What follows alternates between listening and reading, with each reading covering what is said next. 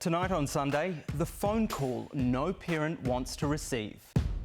Acting Prime Minister Winston Peters is with us live. Good morning. Jahan Castaneda was there and joins us now live. Jahan. Sunday reporter Jahan Castaneda broke the story and has today's developments.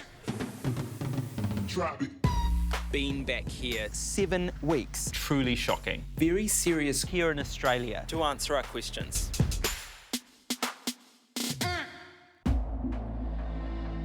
We heard pop, pop, pop, pop, pop.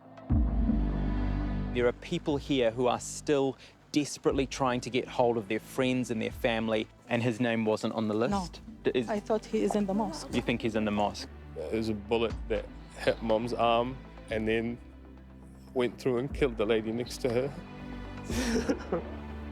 So this is it, the entrance to the Al Noor Mosque. There are bodies covered by tarpaulins. How open and generous and gracious the Muslim community has been. So much has changed, so many lives have changed. It's time to take a moment and reflect. It means standing up and being counted and making the change that needs to happen. Brotherhood is about being there for one another through the good times and the bad. This bond was forged in blood. I was trying to look for my brother to see if he was okay, but I couldn't find him. It's like when my heart dropped. Someone had seen Syed at the mosque, dead. It's like the first time talking about what I'm gonna miss about him and stuff like that. My brother was a very good leader, and so to continue his legacy on, I also want to be a better leader. They can never replace their brothers, but they can definitely make some more. Leave our kids alone. Social workers don't destroy families. Families are destroyed when we get there. There was again another assault to Mum. She was punched repeatedly to the head. We have children as young as 2, 3 years of age, seriously hurt to the point where they have brain damage. I had a child who unfortunately passed away from being assaulted, and that really sucks. Daniel's still haunted by the death of his younger brother, Ben. I know I'm highly depressed and I've got anxiety and I suffer from PTSD. I'm sick of Pike River ruling my life. I want to move forward and I want to make something of myself. I can't believe he's gone back underground.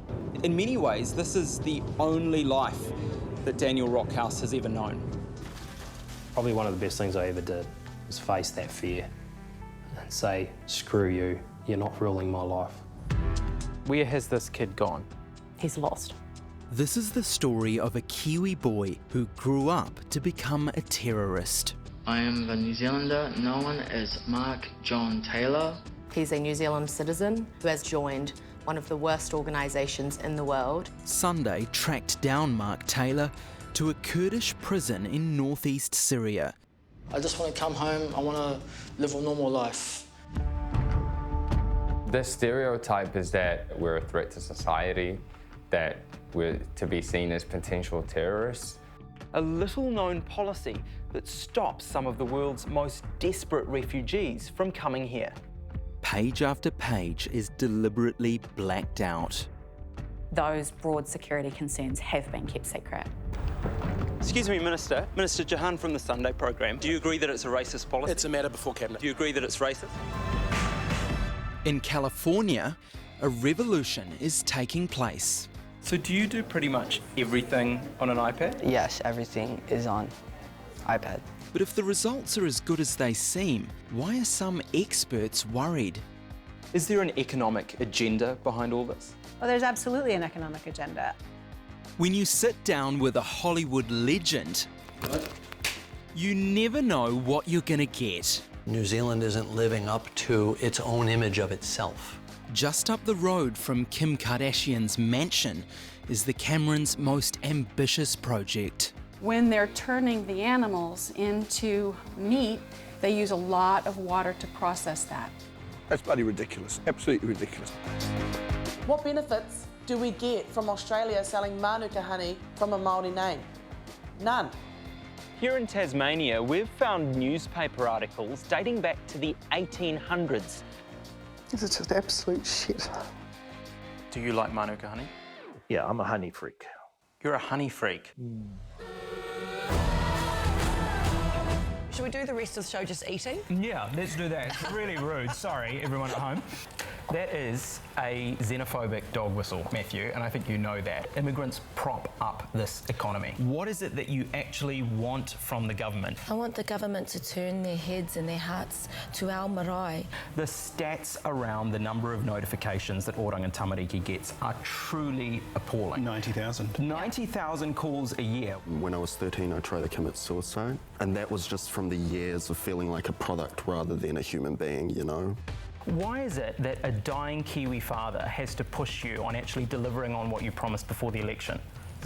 Look, we are working through this. Isn't the elephant in the room the fact that many parents just don't have enough income to make ends meet and put food on the table? Not an elephant in the room at all. That is absolutely the issue. Why then would you fund a program like this rather than giving parents that resource to be able to feed their kids? Good question. They are tapping into a public sentiment. No, they're tapping into the hypocrisy that you're engaging in, and I'm not going to go along with you. I'm asking you. So who are you? No, stop right there. We are not going to come onto your program. I'm run by the taxpayer, paid by the taxpayer. Oh, please. Hey, Maddie, you're not standing near a school with that disguise on, are you? Acting Prime Minister Winston Peters, always a pleasure to talk to you. Thank you for joining us this morning. Didn't sound like it, but thank you too.